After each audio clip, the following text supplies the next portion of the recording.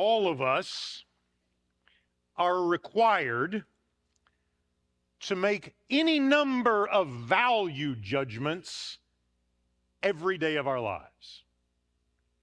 Most of them happen without our conscious awareness. Nevertheless, we're making judgments. We're making decisions about what's more important and about what's less important. Consider a few examples. Will I spend some time this morning reading the scriptures to know Jesus? Or will I roll over and hit the snooze button a couple of times? There's a judgment there, isn't it? I'm not thinking like I'm making a value judgment about the way I relate to Jesus in this moment. I'm just trying to get some sleep. But there's a judgment that takes place, isn't there? Here's another one. Will I put in some extra overtime this weekend? Or will I get up on Sunday morning and take my family to the gathering of the church to worship God? There's a value judgment there too, isn't there? Here's one. Will I keep scrolling for hours? Or will I put it down, take a few minutes to bow my head, spend some time praying for my neighbors, for the nations? There's a value judgment there. And again, it's subtle, because as we scroll through the posts, we're not thinking, well, I'm neglecting Jesus right now, are we? And none of those things are just obviously sinful or bad or problematic, are they? In fact, some of them are good, right? Some of them are very good. Sleep is good. The older I get, the more I find sleep to be really, really good. It's not a bad thing. It's not a sinful thing to get rest appropriately. The question is, am I cultivating habits with good and necessary things in ways that maybe get in the way of something better? That's a hard question, isn't it? Take that career. Like, that's important. You got to work, got to provide for your family. Society wouldn't work if people don't have jobs. Like, it's good for everyone for people to work.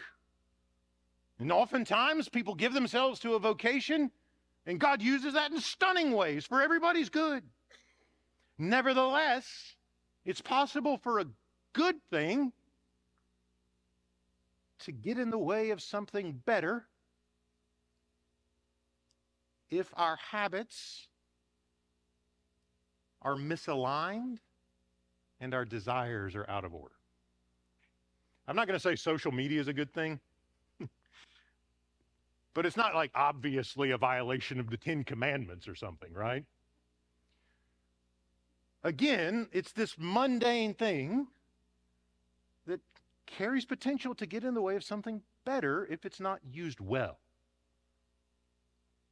And so every day, we run into these kinds of things, don't we? And you could probably think of more. And we find ourselves sometimes offering ourselves to something that's good. And this is what makes it really, really hard, isn't it? Like, it's easy to avoid the big bad sins, like pull out the 10 Commandments, for example, and just work your way down it. And like, we're all probably doing okay if you haven't committed murder lately. But hours of wasted time that could be used for the kingdom of God, that's a harder question, isn't it? It's a much harder question. And so Paul in Philippians 3 begins to introduce us to that tough question. Like, here's some good things in Paul's life, perhaps in the lives of the Philippians, that have potential, if they're misordered, to stand in the way of the best. And for Paul, that which is of greatest value, that which is of most important, isn't a that, it's a who. And his name is Jesus. So he's inviting the Philippians, and he's offering his own life as an example, isn't he? To begin to kind of step back and make this value judgment. Like, here's a world, and there's good things everywhere. And we're going to talk about a lot of them, he says. But sometimes good things get in the way. So if we're going to sum it up for Paul, kind of pull it all together in one central exhortation, maybe we could put it this way. In a world filled with good things, knowing Christ is the best thing. In a world filled with good things, knowing Christ is the best thing. We'll call that the bottom line for Philippians 3, 1 through 11. And we'll see how Paul begins to invite us to do some inventory. What are the good things? And are they ordered in the right way in relation to Jesus? Now, how does he make the point? How does that arise out of this text? You probably noticed that the text begins a bit counterintuitively. Here we are in Philippians at the end of chapter 2 and the beginning of chapter 3. We got 2 chapters left. We're only halfway through, and the first word we hear from the Apostle Paul is finally. And you're thinking, Paul, we're only halfway through. You're starting your conclusion a little early, aren't you? We get a little confused by that. Maybe some of the scholars have different hypotheses about why he does that. I think it's pretty easy. Surely you have heard a sermon where the preacher said finally way too early. You probably think this may be one of those sermons. I'm a little worried about it, honestly. But you know what it feels like. Like the preacher's preaching, and then you start getting into that conclusion, and he or she says finally, and then they get excited about something. They remember something, that there's some application here, and we're going to assume it's the Holy Spirit, so we just keep on going. I think that's probably what happened as Paul is writing Philippians. He's going to finally, and he's ready to wrap it up, and then he remembers, oh yeah, I got to tell him about this, and then it just keeps on going. So here we are. So he's got a warning. Here's the thing that distracts Paul from wrapping up the letter. There's this thing that he's got to say that maybe he had neglected or forgotten about, but the Spirit of God in his kindness is like, don't forget this, Paul. Put this in there. Here's what it is. It's a warning, isn't it? Beware. Beware. Beware of whom, Paul? Beware of the dogs. One of the reasons I like Paul is because you always know where you stand with him. Beware of the dogs, beware of the evil workers, beware of those who mutilate the flesh. And we're thinking, you know, it'd be a lot easier if he just told us their names instead of all these like strange labels or whatever they are for these people. Like, are they Jews or are they Gentiles? Or like, who are they? Is there a sectarian name that we can use to identify them? But he doesn't do that. Assumedly, the Philippians know who they are. Beware the dogs, the evil workers, those who mutilate the flesh. Fortunately, even though Paul doesn't give us a good specific name, we can put 2 and 2 together based on the clues in the text. He goes on, in contrast to these folks you must beware of, it is we who are the circumcision, who worship in the Spirit of God, and boast in Christ Jesus, and have no confidence in the flesh. And so we can begin to see, okay, Paul, I think we know what you're talking about here. You've already said they are mutilators of the flesh, and they're not the true circumcision, but we are, who belong to Jesus. We've seen this in Galatians and Romans, maybe a little bit under the surface. I think I know what you're up to. You've got a group of folks you're worried about are going to make the Philippians get circumcised. Now, chances are that hasn't been a conflict in the local church in the 21st century, but it turns out it was rather a big deal in the first century. All of Galatians is written against this problem. We don't have to go into detail there. Now we understand why Paul calls them mutilators of the flesh. Now we understand his language. He doesn't want the Philippians to succumb to legalistic adherence to the Jewish law. Is that a fair way to put it? That's what's going on, isn't it? He doesn't want them, as non-Jews, primarily Gentile citizens of Philippi, to feel pressured to be circumcised. Now, you might be thinking, why in the world would anyone feel pressured to be circumcised. I mean, it seems pretty obviously we're not doing Facebook ads like around that marketing strategy. It seems like a PR nightmare if you really think about it. Like, who's coming to church if that's what it takes? But apparently it was an issue, and here's why. Here's why I think this is. In the ancient world, particularly among the non-Jewish people, you relate to the gods with a bunch of trade-offs. Like, if you're Greek or Roman in the first century, you don't relate to your pagan gods in terms of grace. You got to curry favor. You got to do some things. This comes up from time to time in the New Testament, and it seems like it's a helpful background. So you want your crops to flourish. You want your family to flourish. You want the state to flourish. You want everybody to be well and safe and prosperous. So you offer the right sacrifices, and you go through the right rituals for whichever god and whichever temple it is for that day of the week, right? You kind of trade it off, and if you do what you're supposed to do, they'll do what they're supposed to do, you hope, and everything will be fine. And so why does Paul sort of get so intense with the Philippians, and even more intense with the Galatians, if you go read that letter? Like, you can't do this. Watch out. Beware. Steer clear of these people. They're dangerous for you. Like, he's pretty energetic here, I would say.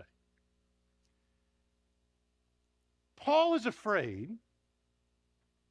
that the ritual will become the priority, right? And here's the thing, right? Circumcision is not a bad thing. Read Genesis. It's a command from God. God says, hey, Abraham, you've trusted me. You're going to be like, your family is going to be my people. I'm going to be your God. I'm giving you my covenant, which means I'm committed to you. And the sign of that covenant is circumcision. It may seem strange to us, but that's what it was. And so God commands him to give that to everyone in his house and to his children. He says, Abraham, you take the mark of the covenant and you give it to your kids on the 8th day after they're born.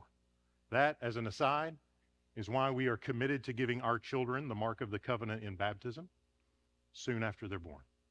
That's why we do it, because God has structured his covenants in a way that includes the children of believing parents, whether it's Abraham and Isaac or us. The point is, he's warning them about not getting circumcised, even though circumcision, if you read Genesis, is a really important, valuable thing. It defines and marks the people of God.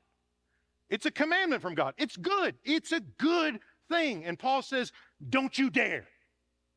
Don't do it. Why? Because your tendency as people who come out of a cultural environment where your de facto, default, typical attitude is, I'm going to curry favor with God. Like, I'm going to do something for him, he's going to do something for me. And now these folks come along and they're like, well, you want to do something, get circumcised. And they're thinking, all right, I'm going to do something for him, he's going to do something for me. But is that how you relate to the God who makes himself known in Jesus? Not even close. So Paul says, this good thing can become a dangerous thing if you try to use it to manipulate God. This good thing can become a danger to you if you try to use it to control God. If the ritual becomes the priority instead of the devotion from your heart, then that good thing can become dangerous to you. And this is helpful for us because we have religious rituals, don't we? We've done some already this morning. We've stood together. We've recited a creed. Sometimes people come to me and say, we do that every week, and it's really easy for it to get mechanical. You ever feel that way? It's really easy for it to get rote, is one of the ways they put it. It's easy to just kind of go through the motions and do the ritual and think, we just do that, it's what we do, it's what we have to do. Sometimes we get tempted to maybe change it up to help with that. Sometimes we may just not do it for a long time, certain rituals, because we're worried about doing it mindlessly. I think there's a better solution. just offer yourself to Jesus every week. Like instead of being mindlessly saying the creed, say it mindfully. Don't doze off during the prayer. Just pray. Cultivate the discipline so that the ritual, the good thing that we have to do, doesn't become something it's not supposed to be. The problem isn't frequency. The problem is our hearts. If we take a good thing and put it to the side or just sort of use it as, well, we're good Christians because we do this every week and that's what good Christians do, that's not really occupying the right place in our lives or in our shared worship, is it? There are things that are crazy important that we do all the time. In fact, I would say the most important things are things we do all the time. Eat. Take communion, for example. Sometimes we talk about we don't want to do communion more often because it would lose its specialness. Guys, I'm going to give you a little test or experiment. When you get home this afternoon, tell your wife, you're so special to me, I'd only like to see you once a month. See how that goes for you. We tell Jesus that all the time, though, don't we? We don't want you to lose your specialness, so we'll only come to your table every now and then. No, the most important things in our lives we do all the time, and we do with our best energy, don't we? Like the frequency of the ritual doesn't mean it's not important. It means it's more important. The crucial thing is not attending to it mindlessly. The crucial thing is offering ourselves in the practices so that they have their formative power. The reason we say the creed all the time, again and again and again, is so that when you're old and you have dementia and you can't remember the names of your children, in your mind you'll believe God the Father Almighty and Jesus Christ, his only Son. One time I was pastoring in a rural community in Alabama, and there was a lady who couldn't remember anything but Psalm 23. She was on hospice care, and she was nearing her death, and she could not remember the names of the people she loved the most, but she laid in her bed, "The Lord is my shepherd, I shall not want." Why? Not because she'd done it infrequently, because it was a ritual, and rituals stay with us. The question is the ritual in its proper place? For Abraham, it absolutely was when it comes to circumcision. For the Philippians, not so much. So Paul says, watch out, steer clear, don't do that. If you try to take a good thing and use it as a way to kind of justify yourself before God, it's a bad thing. It's not helpful for you. Stay away from it. So that's where he is with them. And then he offers several things from his own life, most of which are good things, one of which we'll talk about, most of which are good things, some of which he doesn't even have control over. And he offers them as things that are good gifts from God by and large. But if they get in the way of knowing Jesus, they're a problem. So let's read on. Verse 4, even though I too have reason for confidence in the flesh.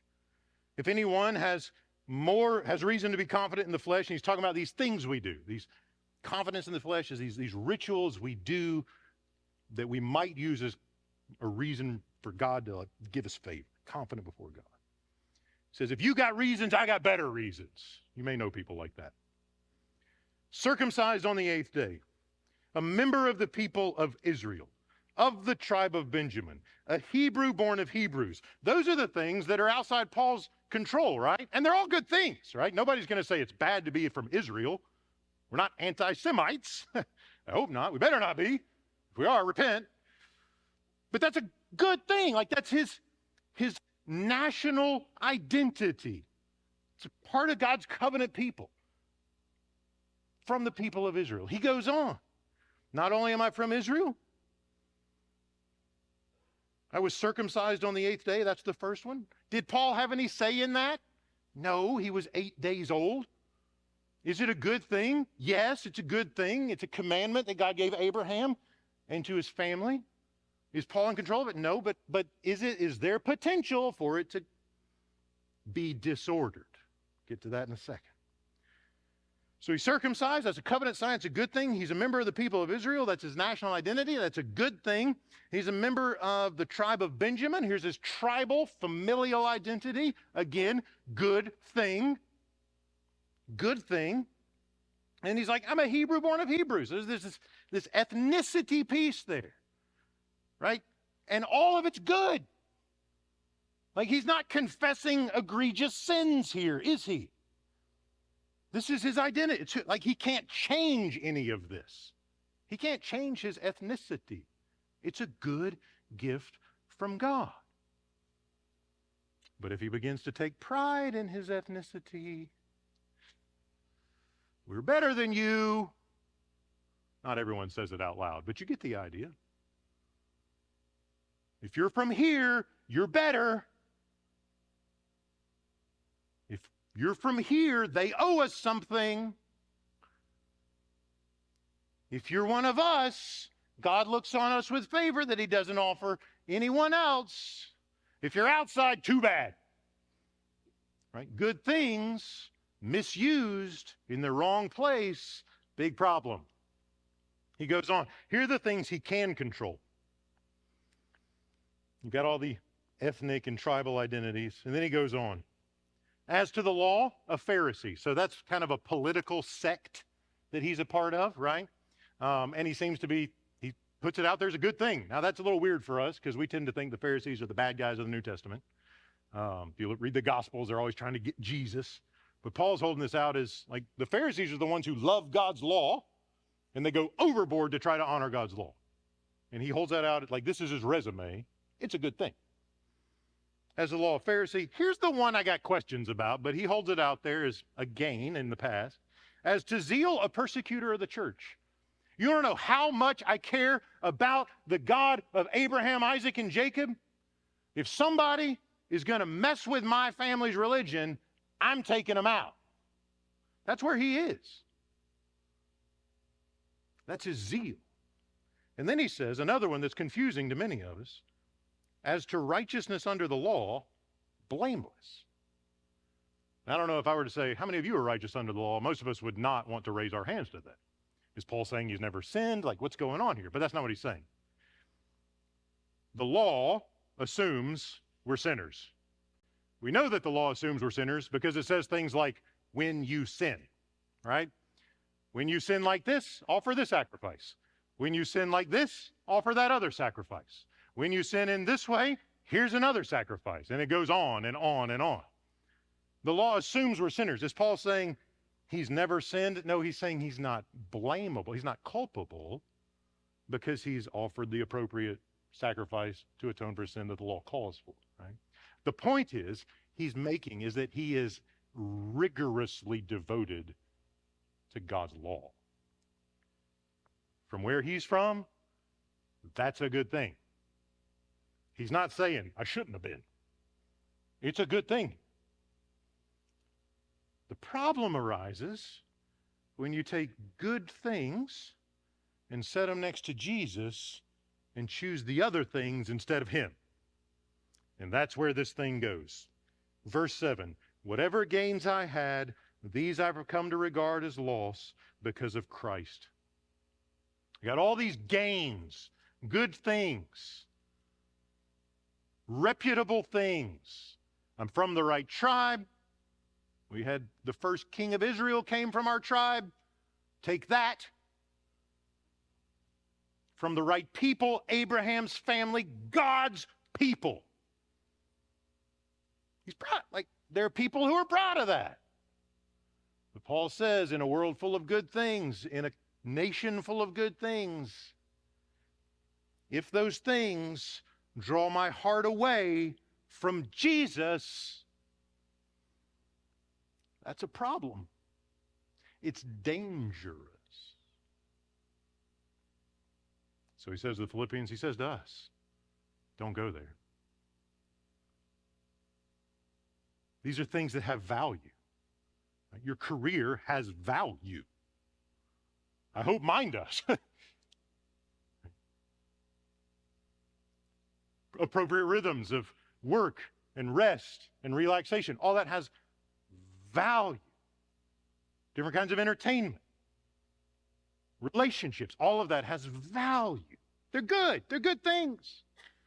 But when something gets out of place and we give ourselves to that good thing instead of Jesus, we need to hear Paul's warning, where he says, in a world full of good things, Christ Church, knowing Jesus is the best. Knowing Jesus is best. Jesus offers more value than your career. Jesus offers more value than your rest. Jesus offers more value than the way you, the options you pick for entertainment. Jesus offers more. And if we saw the value, Paul wants to say, if you perceived the surpassing value that Jesus offers, that he gives us in himself, if you could comprehend that, if you could not even understand it, but just perceive it a little bit, you would offer yourself to him without reservation. You would give yourself to him fully. If you could perceive the value that he offers, it's all surpassing. It's infinite. It's more than anything else. And when we hold all the good things up there, and they're good, and we're going to do it, don't quit your job. Keep your job. Just don't let it get between you and Jesus. Just don't let it get between you and Jesus. That can happen in the church. It can happen on church staffs. Like, you can be on a church staff and your job can get between you and Jesus. So my guess is if it happens like at the Jesus place, it can happen in other vocations too. So Paul says, like, look at the value of Jesus. And you're going, all right, man, what is the value? Like, I hear you saying there's value in knowing Christ. What is it? He gives us two things. If you're into alliteration, these are your two things because they both start with R. If you got your teaching journals, write them down. Number one, there's value in knowing Jesus because he gives us righteousness. Talk more about that in a second. Number two, there's value in knowing Jesus because he gives us resurrection. That's where this thing's going. Let's read it. Verse 7, whatever gains I had, these I've come to regard as loss because of Christ. More than that, I regard everything as loss because of the surpassing value. Hear those words again. Everything a loss because of the surpassing value of knowing Jesus. What has surpassing value? Knowing Jesus. Everything else compared to that, loss, trash bin, rubbish. For his sake, I have suffered the loss of all things, and I regard them as rubbish in order that I may gain Christ. Paul says, I will lose every good thing in my life if it means gaining Jesus. My status, my political affiliations in the party of the Pharisees, my family may cut me off because I've given myself to Jesus, but I will not compromise him. My denomination.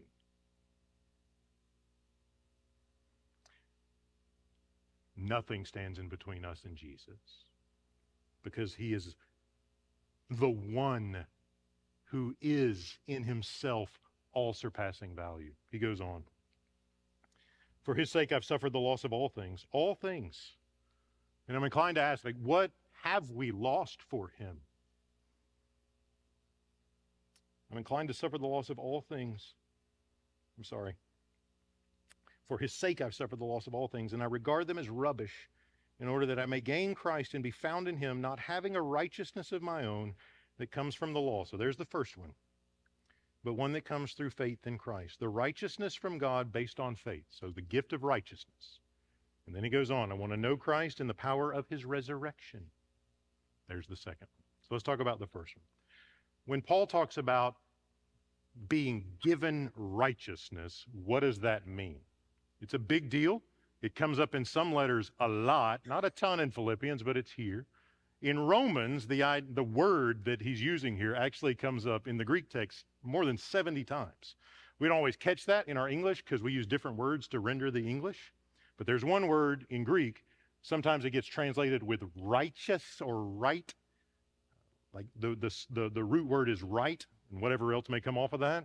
And other time, about half the time, it gets translated with the root word just, justified, justification. In Greek, it's all the same word. It shows up 70 times or more in Romans. So, like, it's a big deal for Paul. He spends a lot of time thinking about this.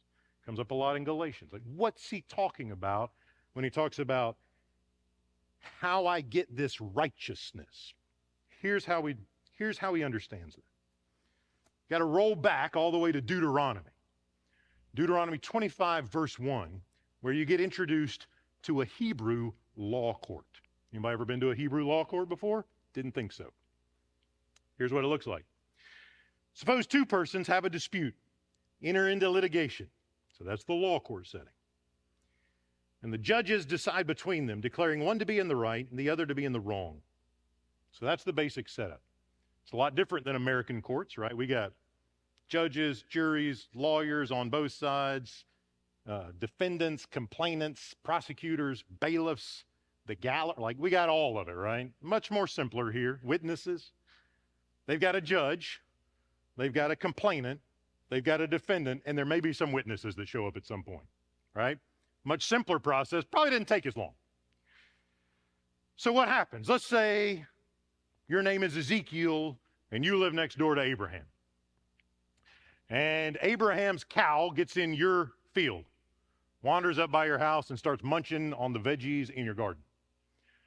You've lost something and you'd like restitution. So you go to the judge. You tell him the whole story. The other party comes up, offers their side of it. It wasn't my cow. It was Isaiah's cow. They call their witnesses. They make their case. The judge retreats. The judge deliberates. And then the judge comes out, both standing before him, points at one and says, righteous. Your case is justified. You're in the right. So Paul says that's a really helpful way to understand how God relates to us in one aspect. We're guilty. We've transgressed. We've broken his law. We deserve condemnation. We deserve his wrath.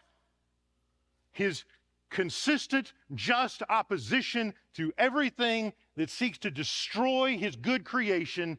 We've wrapped our hearts around that, and he is right to oppose us. However, Paul says, Jesus, in his kindness, takes all of your rebellion on himself. And he stands in your place. And the consequences of your sin fall on him. Why? Because he loves you. And then the judge, who's also Jesus, looks at us and says, there's nothing left against you. The court finds in your favor. Righteous. Just. Favor. If you come to that court saying, but look at what I've done, but look at how I've served, then we're sliding back into that Roman pagan mentality. God, I'll do something for you if you find in my favor. Look at how great my family is. Look at my credentials. Look at how I've made the world bet. All these things. And Jesus says, don't strive for something in your own, like your own righteousness. Just take the gift that I offer to you. And this is why his arms were stretched. This is why blood flowed down his body. This is why he died, so that he could be the judge who finds in our favor. What's the value of knowing Christ? He's the only one who can look at us and say, you're in the right, and I love you. He's the only one that it matters when he says that, and the only one who can take us in to that new life that comes with that judgment. And when he does, that sets us on a trajectory toward the second thing Paul mentions as a value of knowing Jesus. We talked about righteousness, the gift. You're in the right. When you step into that, you don't step into it, he brings you into it. When he brings you into it, he gives you hope for resurrection.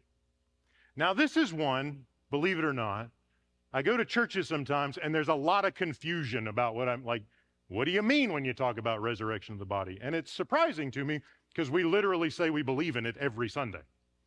At the end of the creed, I believe in the resurrection of the body. You're like, wait, which part are we at here? Right? We in the creed, we're like, I believe in the resurrection of the body. That's what he's talking about in Philippians 3. It's what we're talking about in the creed.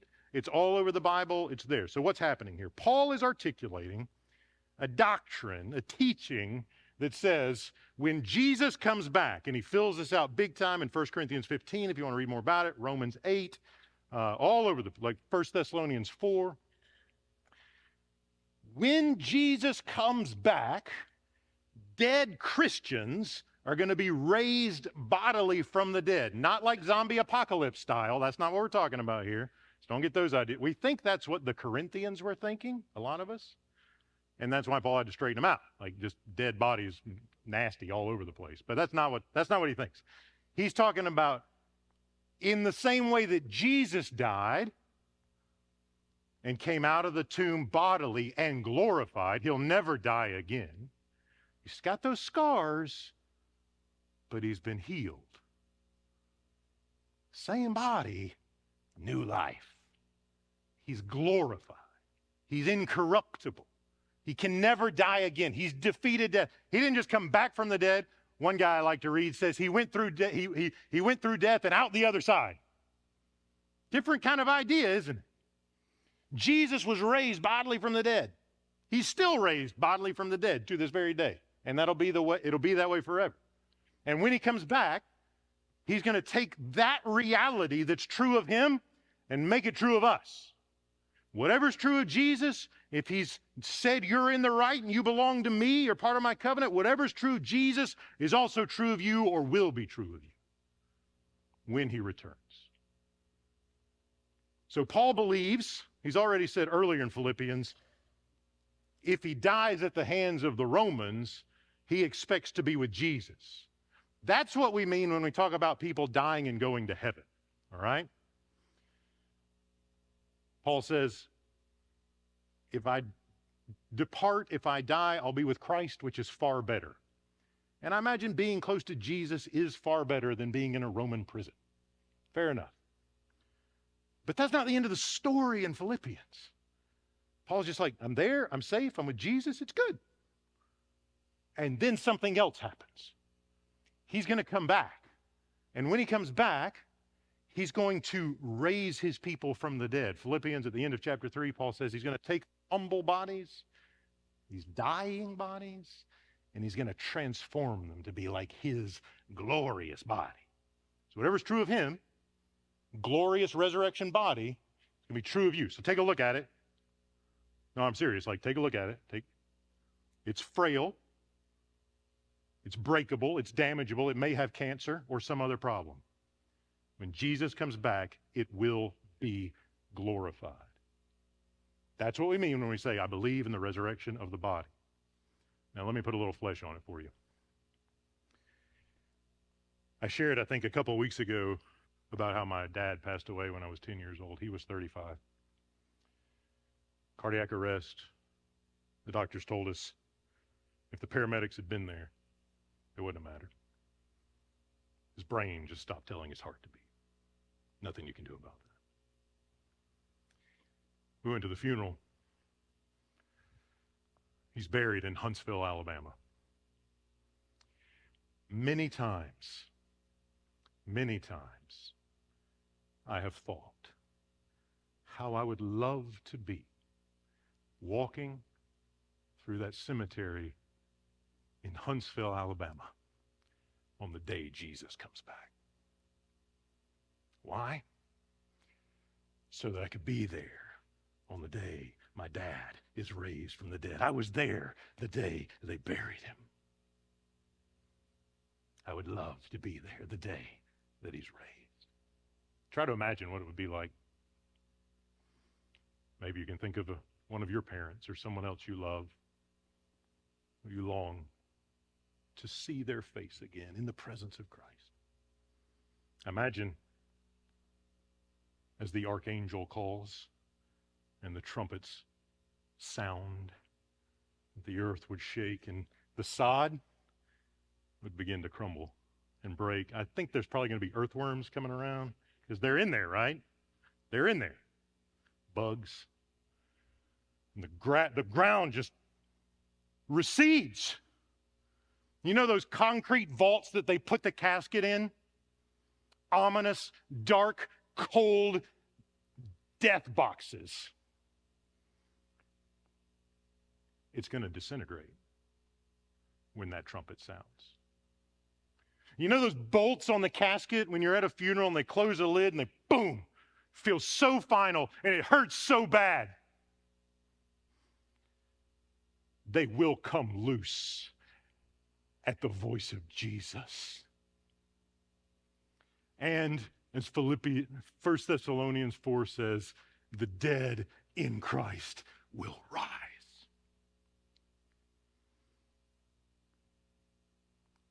And we will see them in the presence of Jesus, the resurrected Lord. That's why I want to be walking through that cemetery on the day Jesus comes back. To hear my dad's voice, a voice I haven't heard in over 30 years, as we together sing praises to our returning Lord. This is the all-surpassing value of knowing Jesus.